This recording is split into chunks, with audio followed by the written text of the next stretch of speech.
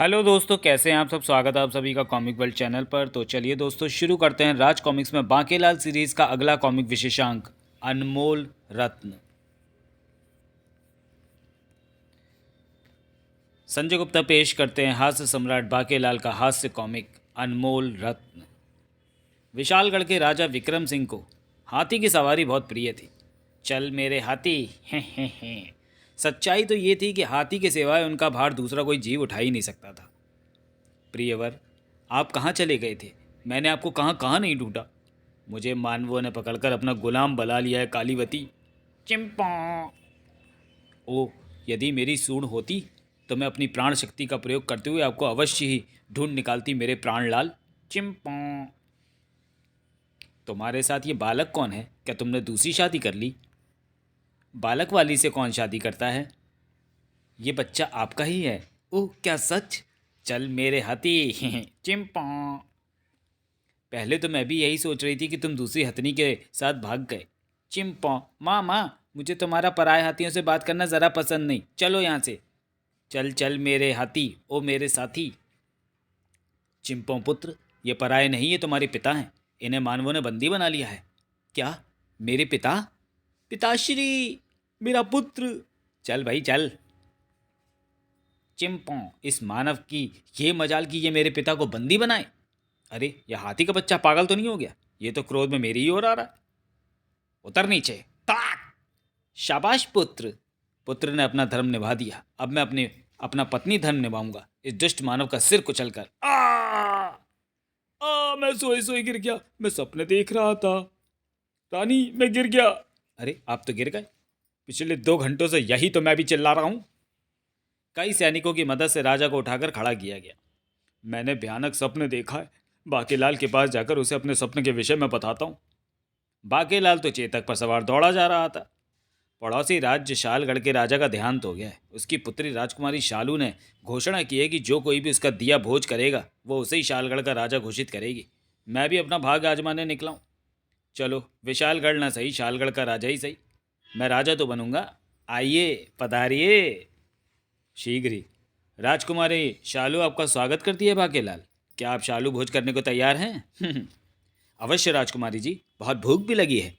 तो फिर कृपया मेरे साथ भोज कक्ष में आइए। कमाल है, अभी तो कोई भोजन करने ही नहीं आया। लगता है शालगढ़ का राजा बनना मेरे नसीब में लिखा है। भोजन लाया जाए।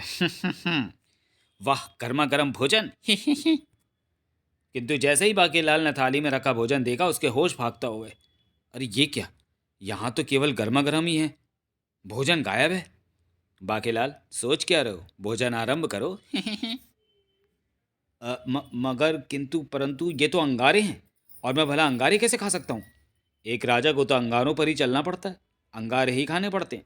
शालगढ़ का सिंहासन चाहिए तो अंगारे खाने ही होंगे। मैं अंगारे नहीं खा सकता, मुझे अपनी जान प्यारी है। तो क्या तुम समझते हो कि इससे पहले यहाँ राजकुमारी शालू का भोज ग्रहण करने आए व्यक्तियों को अपने प्राण प्यारे नहीं थे? भोजन का निमंत्रण स्वीकार करके यहाँ तक पहुँचा कोई भी उम्मीदवार जिसने भोजन को ठुकराया, जीवित बचकर वापस नहीं लौटा। खचाक! बाकीलाल, क्या हुआ? तुम चीख क्यों रहे हो? तो क्या मैं सपने देख रहा था? बाकीलाल, तुमने सपने में क्या देखा? मैंने अपनी मृत्यु देखी है महाराज। क्या बाकीलाल, तुमने भी सपने में अपनी मृत्यु को देखा? विक्रम सिंह ने भी बाकीलाल को अपने सपने के विषय में बताया, और मैं तो तुमसे अपने सपने के विषय में चर्चा करने यहाँ आया था, किंतु तुम तो सब स्वयं भी उलझन में पड़े हो। मुझे लगता है महाराज कि हम दोनों पर कोई भयंकर विपत्ति आने वाली है। सबसे पहले हमें सेनापति को आगाह करना चाहिए। क्या पता वो विपत्ति पूरे राज्य पर आने वाली हो। सेनापति तो मछली के शिकार पर निकला हुआ था। यहाँ ताज़ी मछली पाई जाती है, और मगरमच्छ में उसके बच्चे भी नहीं हैं। पानी में खड़े होकर मछली पकड़ने का आनंद लें। एक बार सेवा का अवसर अवश्य दें। हे। कांटे में मछली फंस गई।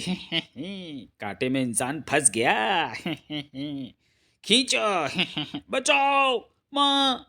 घबराओ मत बच्चों, दूसरों का पेट भरना तो पुण्य का काम है। माँ तो दूसरी भी मिल जाएगी।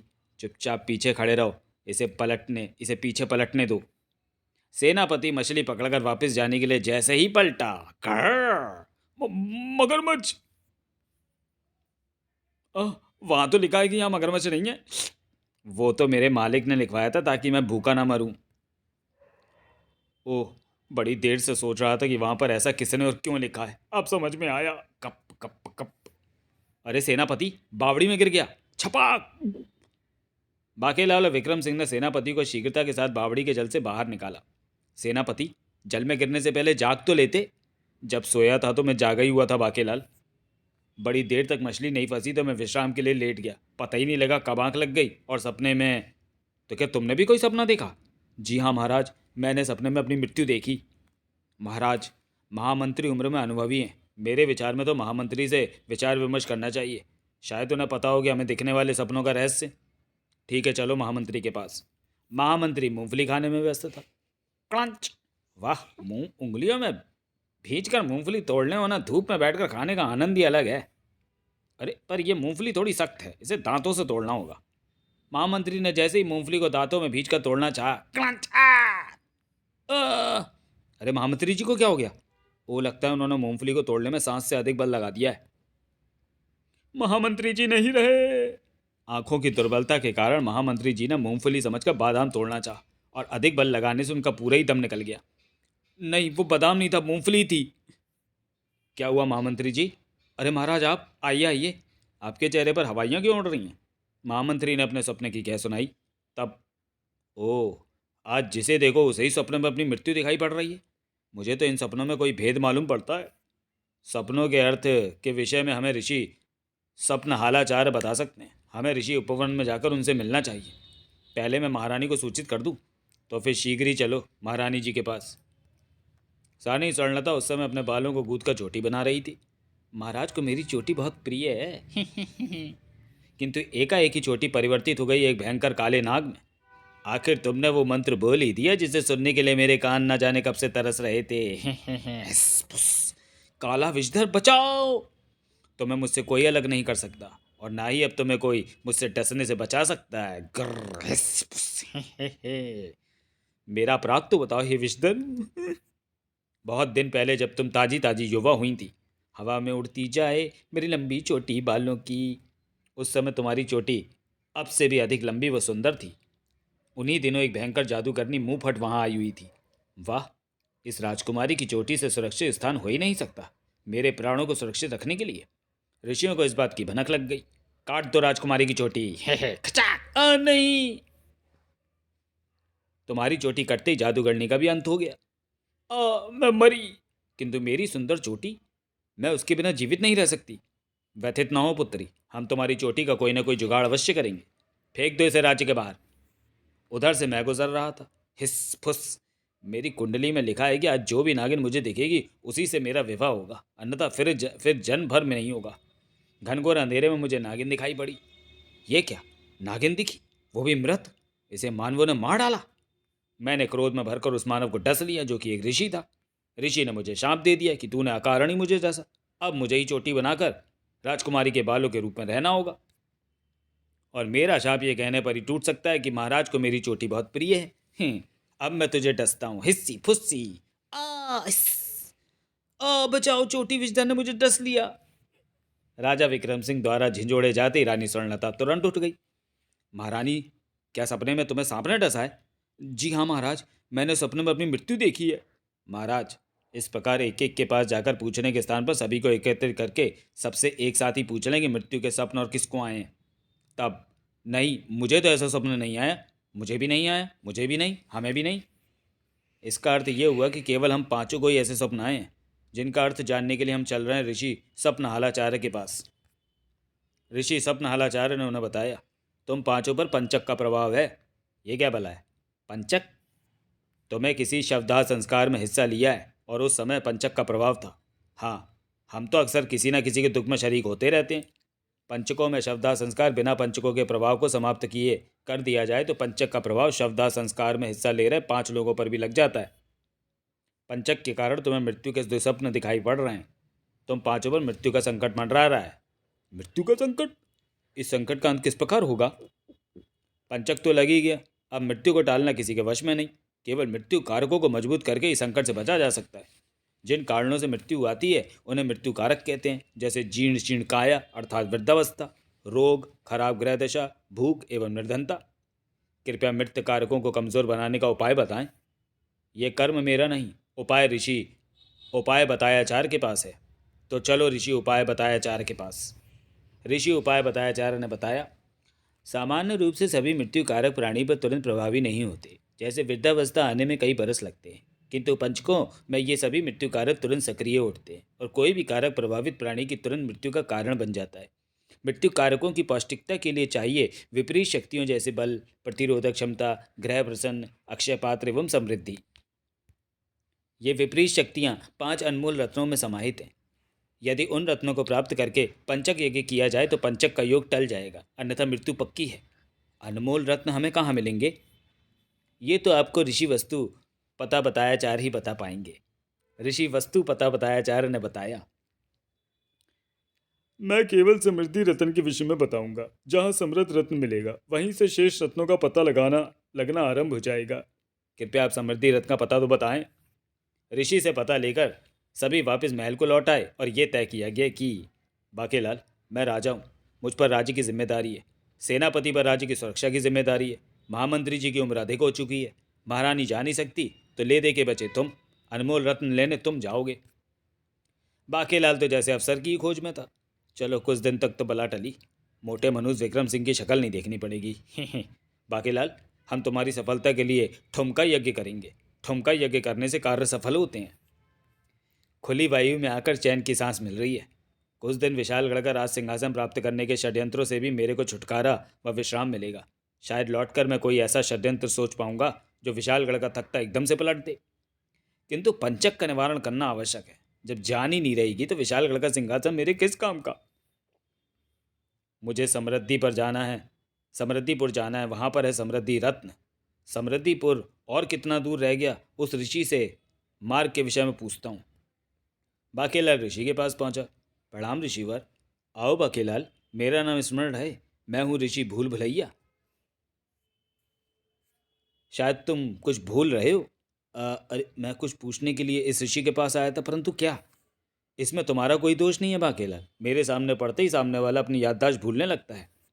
किंतु मैं किसी की मनोदशा को आंखों से पढ़ सकता हूँ। तुम्हें समृद्धिपुर जाना है। समृद्धिपुर जाने के लिए तुम उस पगडंडी पर सीधे चलते जाओ। राह में पड़ने वाले निर्धन नगर से गुजरकर तुम समृद्धिपुर पहुंच जाओगे। अब तुम जाओ, और जो कुछ मैंने बताया वो तुम्हें अवश्य स्मरण रहेगा और मेरे सामने से हटती तुम्हारी याददाश्त भी लौट आएगी। और हाँ, ध्यान रहे, जब तक समृद्धि रथ मिल न जाए राजा समृद्ध सिंह के लिए कोई बद्दुआ तुम्हारे मुंह से ना निकले। बाकेलाल शीघ्र ही निर्धन नगर जा पहुंचा। ओह, यही है निर्धन नगर। मैं तो सोच रहा था कि यहाँ सभी भिक्षु भिखारी और निर्धन ही बसते होंगे, किंतु यहाँ तो हर ओर सेठ साहूकार जैसे लोग ही दिखाई पड़ रहे हैं। अरे आओ आओ राम प्रसाद, इस वर्ष खेतों में बीज डालने के लिए ऋण नहीं चाहिए? नहीं साहूकार जी, इस बार फसलें इतनी अच्छी हुई थी कि मैंने स्वयं ही ऋण देने का धंधा आरंभ कर दिया है। बाकेलाल अभी चकित सा घूम ही रहे थे कि ठहरो, तुम तो विदेशी जान पड़ते हो, हमारे राज्य में आगमन का प्रयोजन बताओ। मेरा नाम बाकेलाल है, मैं समृद्धि रत्न की खोज में समृद्धिपुर जा रहा हूँ। बस, और कुछ कहने की आवश्यकता नहीं, तुम्हें हमारे साथ महल चलना होगा। अरे मगर क्यों? हमारे महाराज ने यह परंपरा बना दी है कि इस राज्य से होकर गुजरने वाले पर्यटकों को सोने चांदी और हीरे मोतियों से लाद कर ही यहाँ से जाने दिया जाए। सोना चांदी? बाके महल में बाकेलाल का खूब आदर सत्कार हुआ। फिर बाकेलाल, ये हमारे महाराज हैं राजा निर्धन सिंह, और महाराज ये हैं बाकेलाल जी। विदेशी, तुम्हारा महल में स्वागत है। ये हीरे मोतियों के थाल स्वीकार करो। बाकेलाल, यदि ये धन कम हो तो यहाँ से जितना चाहो और ले जा सकते हो। किंतु महाराज, यदि आप अपना खजाना ऐसे ही बांटते रहे तो एक दिन ये बिल्कुल समाप्त हो जाएगा। ऐसा नहीं है बाकेलाल, मैं जितना बांटता हूँ उसका 4 गुना और बढ़ जाता है। यदि मैं इस प्रकार ना बांटूँ तो खजाना महल से बाहर तक बहने लगता है और हमारा महल में चलना फिरना भी दूभर हो जाता है। अरे परंतु वो सफाई कर्मचारी क्या कर रहा है? झाड़ू मार रहा है। वो महारानी का कक्ष है। महारानी एक दिन जो हीरे पन्ने व जवाहरात पहन लेती है उन्हें दोबारा नहीं पहनती और फेंक देती है। मैं तो महारानी की इस आदत से बहुत परेशान हूँ। कितना सारा हीरा मोती कचरे में ऐसे ही फेंक जाता है। क्या आपके पास जादू की कोई छड़ी है? बाकेलाल, मेरे पास कोई जादू की छड़ी नहीं है। ये चमत्कार कब और कैसे हुआ ये कोई नहीं जानता। महाराज, इधर पास ही विशालगढ़ है। अपने कर्मचारी से कहें कि झाड़ू लगाता हुआ वहाँ तक चलाया जाया करे। वहाँ से हीरे मोतियों को मैं समेट लिया करूँगा। नहीं बाकेलाल, अपने घर का कचरा दूसरे के घर में फेंकना मेरे उसूलों के खिलाफ है। अबे क्या कर रहे हो और कितना लादोगे? महाराज, ये घोड़े पर इतना क्या लाद दिया? घोड़े की लीद निकल रही है। घबराओ नहीं बाकेलाल, अभी तो उतना बोझ भी नहीं लादा जितना एक गधा उठा पाता। ये तो घोड़ा है। बाकेलाल, घोड़े पर सवार हो जाओ। क्या, अभी ये भी बैठेगा? बाकेलाल जैसे ही घोड़े पर सवार होने लगा, ठहरो बाकेलाल, अब क्या हुआ? यहाँ से प्रस्थान करने से पूर्व राजा सम्रत सिंह के लिए बद्दुआ करो। बद्दुआ? किंतु आपकी उससे क्या शत्रुता है? कभी हम दोनों राजा घनिष्ठ मित्र थे, एक रोटी को आधा आधा करके खाते थे, एक ही पात्र में पानी पीते थे। मेरे पास समृद्धि स्वर्णफल था, जिसके रहने से मेरा राज्य समृद्धशाली था। यही हमारी समृद्धि का प्रतीक। एक दिन राजा समृद्ध सिंह मार काट मचाकर समृद्धि फल चुरा ले गया। हे, अब इस फल के कारण सारी समृद्धि समृद्धि नगर में आएगी। किंतु हुआ इसके उलट। समृद्ध सिंह के राज्य की बची कुची समृद्धि भी चल बसी। महाराज, राज्य की सारी फसलों को पाला मार गया, मवेशी मर गए, अब तो भूखों मरने की नौबत आ गई है। किंतु बाकेलाल, वो अपना पीतल फल हमारे राज्य में फेंक गया था। हमने उसे ही मंदिर में स्थापित कर दिया, और जैसा कि तुम देख रहे हो, मेरी समृद्धि पहले से भी अधिक बढ़ गई है। किंतु राजा समृद्ध सिंह ने जो धोखा दिया है, उसके लिए निर्धन नगर का प्रत्येक नागरिक समृद्ध सिंह को बद्दुआएं अवश्य देता है। किंतु ऋषि भूल भुलैया ने तो मुझे समृद्ध सिंह को बद्दुआएं देने से मना किया है, और अगर मैंने उसे बद्दुआएं ना दी तो ये राजा क्रोध में आकर मुझे दिया गया सारा धन मुझसे वापस छीन लेगा। अब क्या करूं? अरे थोड़ा भार कम करा दो, ना मरा दो। बाकेलाल, सोच क्या रहे हो? ओह, शायद तुम्हें पता नहीं कि बद्दुआएं किस प्रकार दी जाती हैं। हमने इस कार्य के लिए बद्दुआ मंत्री रखा है। हमारा बद्दुआ मंत्री तुम्हें बताएगा कि बद्दुआएं किस प्रकार दी जाती हैं। हे। प्रिय बाकेलाल, मेरे साथ साथ बोलो। तेरा नाश पिटे, तेरा सत्यानाश जाए, तेरा बेड़ा गर्क हो, तुझे कीड़े पड़े, तुझे मौत आए, तुझे आग लगे। अरे, तुम बोल क्यों नहीं रहे बाकेलाल? मैं ऐसा नहीं कर सकता। क्या? परंतु हम ऐसा कर सकते हैं। था, चलो राज्य के बाहर। अबे, मुझे क्यों मार रहा है? मैंने क्या किया है? कमबख्तों ने सारा धन भी वापस ले लिया।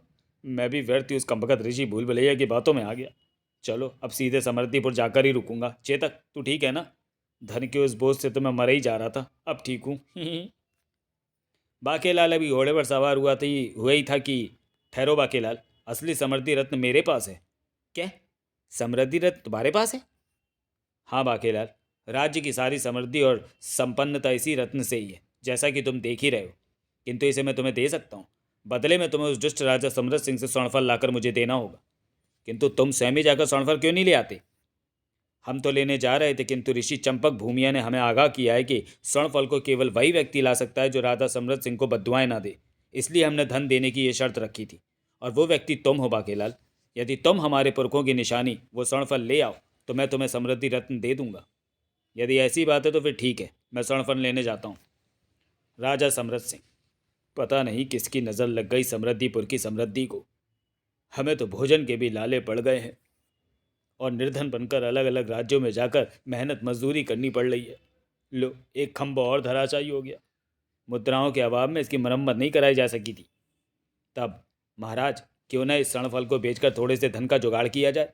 नहीं महामंत्री, यह फल पुरखों की निशानी है। उन्होंने कहा था ये समृद्धि फल है। किंतु सारी समृद्धि तो निर्धन नगर में चली गई है। ऐसे में इस फल को रखने का क्या औचित्य है? कुछ भी हो, इस स्वर्ण फल को हम कभी नहीं बेचेंगे।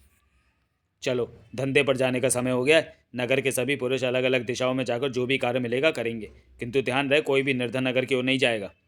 राजा सही सभी पुरुष अलग अलग दिशाओं में निकल पड़े। जो कुछ भी भोजन इत्यादि मिलेगा उससे सर्वप्रथम स्वर्णफल को भोग लगाए जाने की सदियों से चली आ रही परंपरा निभाई जाएगी। शेष भोजन सभी में बराबर बांट दिया जाएगा।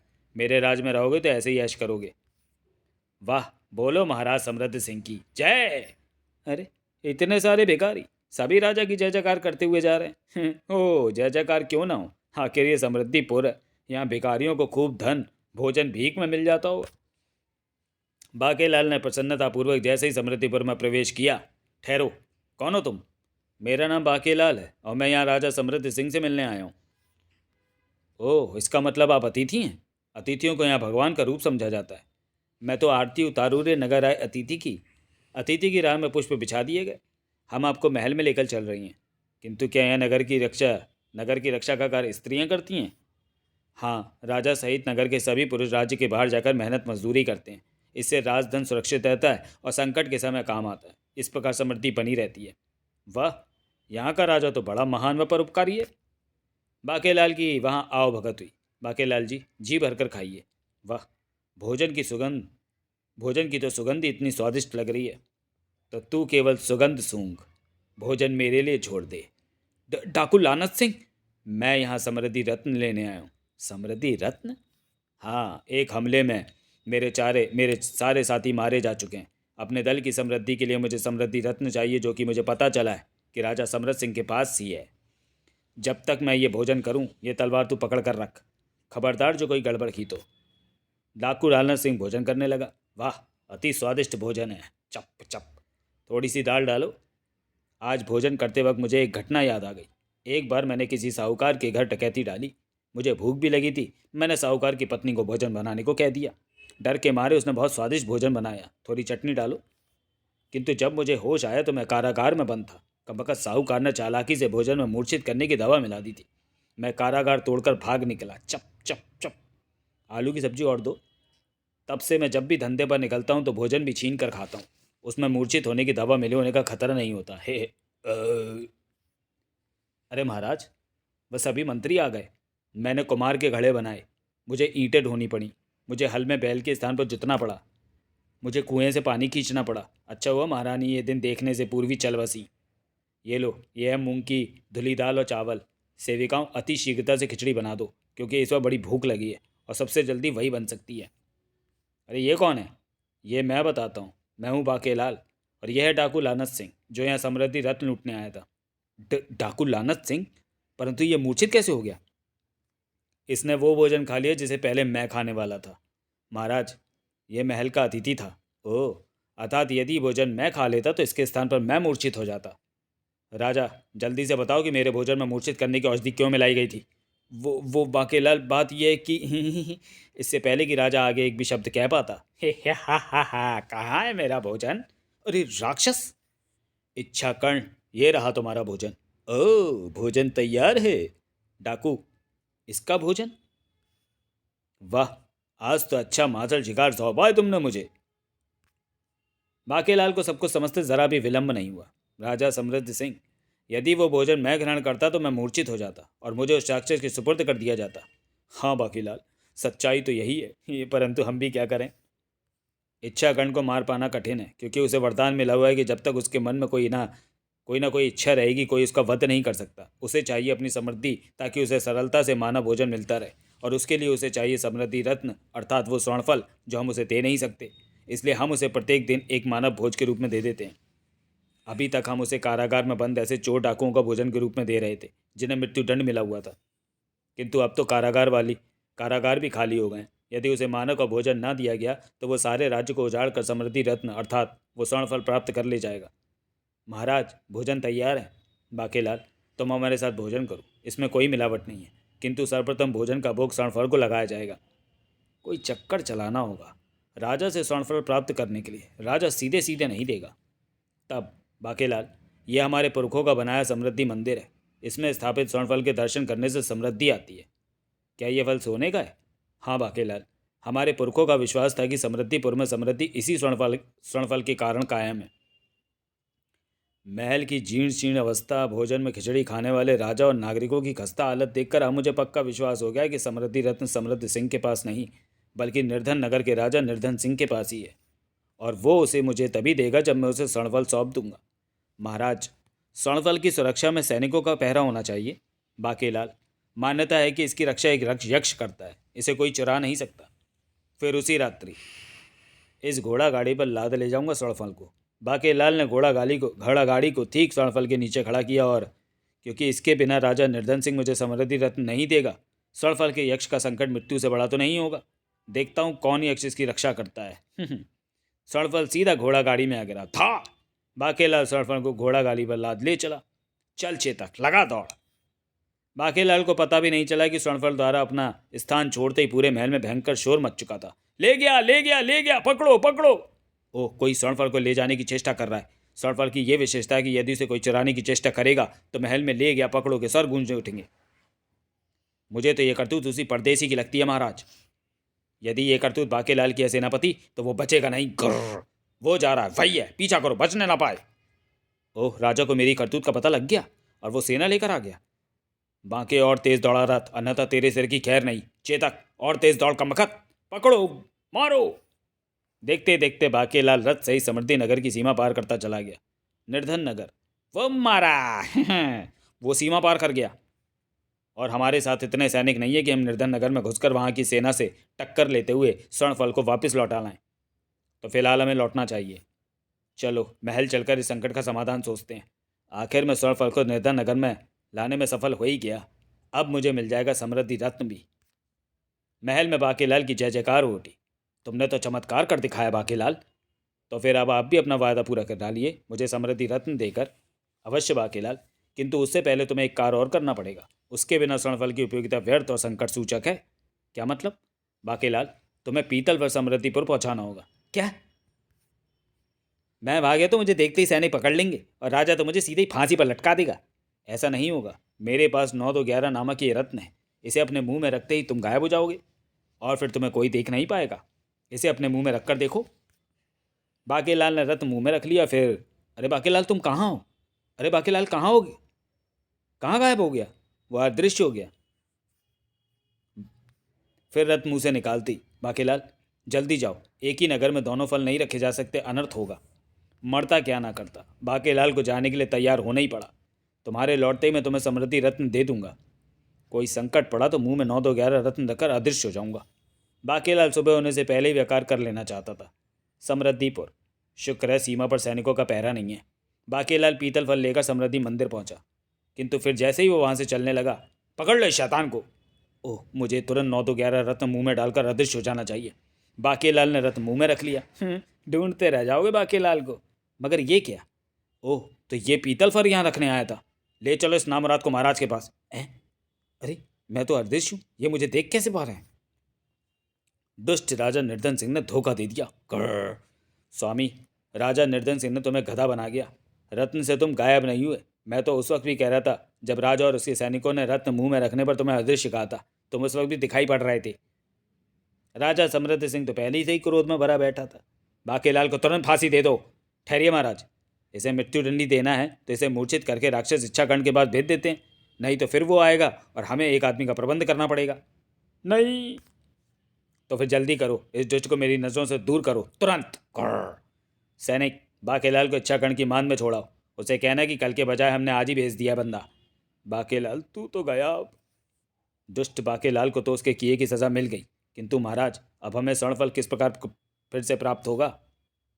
तभी महाराज समृद्ध सिंह की जय हो। अरे राजा कान सिंह, नासिका सिंह, मस्तक सिंह, राजा नेत्रक, राजा कैस्टो, राजा थोड़ी सिंह, राजा जबड़ा सिंह, आप सब लोग बिना किसी सूचना के एकाएक यहाँ? सब कुछ कुशल से तो है ना? डाकू लानत को मारकर आपने हमें व हमारी सारी प्रजा को ही भयमुक्त नहीं किया, बल्कि उसकी लूटपाट से होने वाली हानि को भी रोका है। हम इससे बेहद प्रसन्न हैं। इस उपकार का मूल्य तो नहीं लगाया जा सकता, किंतु मृत्युता स्वरूप हम ये भेंट आपके लिए लाए हैं। कृपया इन्हें स्वीकार कीजिए। इतना धन? सब मिलाकर तो ये किसी राजा के खजाने से भी अधिक धन हो गया। जी हाँ महाराज, कृपया भेंट लेने से इनकार मत कीजिएगा। अब आप इतने प्रेम व विश्वास से भेंट लाए हैं तो हमारे महाराज कैसे इनकार कर सकते हैं? महाराज कृपया आप इनकी भेंट का पूर्ण सम्मान करें और इसे स्वीकार करें। मुझे क्या पागल कुत्ते ने काटा है जो मैं ऐसा नहीं करूँगा? तभी महाराज चमत्कार हो गया। क्या हुआ दरबारी? महाराज किसानों ने राज्य के खेतों में हल चलाए तो ये गड़ा धन निकल आया। गड़ा धन? इधर बांकेलाल को राक्षस इच्छाकंड की माद में धकेल दिया गया। इच्छाकंड, इसे कल के लिए बचाओ या अभी खा जाओ। इसे महाराज ने भेजा है। ओह, कल तो मेरा उपवास है, इसे भी आज ही खाऊंगा। ओ मानव, तेरी कोई अंतिम इच्छा हो तो बोल, अन्यथा तेरा सिर धड़ से जुदा करता हूँ। अंतिम इच्छा? बाकी का मस्तिष्क बड़ी तीव्रता के साथ बचने की तरकीब में सोचने में लगा था और सूझ ही गई आखिर उसे तरकीब। मेरी अंतिम इच्छा तुमसे युद्ध करके तुम्हें समाप्त करने की है। तो तू मुझसे युद्ध करना चाहता है? ठहर जा, मैं तेरे हाथ खोलता हूँ। दोनों मान से बाहर आ गए। ले पकड़ तलवार और मुझसे युद्ध कर। सहसा बाकीलाल एक तरफ भाग पड़ा। बेटा भागे भाग। ओह, शिकार भाग रहा है, पर भाग कर जाएगा कहाँ? अरे कहाँ गया? मैं यहाँ हूँ। तू मुझे नहीं मार सकता, क्योंकि मुझे वरदान मिला हुआ है कि जब तक कोई भी इच्छा मेरे मन में और मस्तिष्क में रहेगी, कोई मुझे मार नहीं सकता। और इस वक्त तेरी मृत्यु की इच्छा मेरे मन और मस्तिष्क में, वो तो मुझे भी मालूम है, किंतु तेरी मृत्यु तो मेरे ही हाथ होगी दुष्ट। तेरी अंतिम इच्छा पूर्ण करके ही तुझे मारूंगा। तलवार थाम ले और मुझसे युद्ध कर, अन्यथा तेरे स्वास्थ्य के लिए अच्छा ना होगा। बाकीलाल कब तक भागता? भागते भागते बाकीलाल ने ढाल होकर गिर गया। अब तो तुझे मुझसे युद्ध करना ही होगा। इधर राजा समृद्धि सिंह सहित पूरा नगर प्रसन्नता से खिल उठा था। राज्य की कोई खोई समृद्धि लौट आई, अब कोई फाका नहीं करेगा। ये चमत्कार हुआ कैसे? खुशियों के दीप जलाओ। राजन, ये चमत्कार बाकेलाल के कारण हुआ है। बाकेलाल के कारण? मगर तुम कौन हो? मैं वो यक्ष हूं जिसके कारण धन आता है। मेरा नाम है धन बारिश। धन बारिश पीतल फल से बाहर आ गया। राजन, इस पीतल फल की बजाय पहले मेरा निवास स्वर्ण फल था। मुझे भोजन का भोग लगाए बिना महल में कोई भी व्यक्ति अन्न ग्रहण नहीं करता था। इसी से प्रसन्न होकर मैं धन बरसाता था। किंतु एक दिन तुम विवाह के लिए कन्या पसंद करने गए और विवाह की प्रसन्नता के मारे मुझे भोग लगाना भी भूल गए। तो मैं क्रोधित होकर स्वर्ण फल का आवाज़ छोड़कर तुम्हारे मित्र निर्धन सिंह के पीतल फल में रहने लगा चला गया। वहाँ धन की बारिश होने लगी, किंतु वहाँ मेरा मन नहीं लगा। परंतु जब मैं वापस स्वर्ण फल वाले अपने आवास में लौटा तो देखा कि वहाँ महा आलसी धन चूस नामक राक्षस का कब्जा हो चुका है, जो वहाँ रखे जाने वाले भोजन के लालच में वहाँ आ बसा था। ओह, अब जब तक ये राक्षस स्वर्ण फल का कब्जा नहीं छोड़ देता मुझे पीतल फल में ही रहना होगा। मैं वापस पीतल फल में लौट गया। राक्षस धन चूस तुम्हारे राज्य का सारा धन चूस गया और तुम दरिद्र बन गए। किंतु आज जब बाकेलाल स्वर्ण फल निर्धन नगर पहुँचाकर पीतल फल यहाँ ले आया तो तुम पर फिर से होने लगी धन की वर्षा। मैं बाकेलाल का भी ऋणी हूँ। ये मुद्रिका उसे दे देना। इसमें समृद्धि रत्न है जो कि मेरे पास ही था, और हम समझते रहे कि समृद्धि स्वर्णफल में है, जबकि वो तो यक्ष के कारण थी। हमने क्रोधित होकर बेचारे बाकेलाल को राक्षस इच्छाकर्ण का भोजन बनने के लिए भेज दिया। बाकेलाल को बचाना होगा महाराज। चलो। उधर बाकेलाल ने तलवार थाम ली थी। इच्छाकर्ण, मैं तुमसे इसी स्थान पर युद्ध लड़ना चाहता था। क्यों? यहाँ ऐसी क्या विशेषता है? यहाँ पर ऋषि भूल भुलैया तपस्या कर रहे हैं, जिनका सामना होते ही सामने वाला सब कुछ भूल जाता है। चल युद्ध कर। मैं कौन हूँ? मेरे हाथ में क्या है? तेरी अंतिम इच्छा मुझसे युद्ध करना था।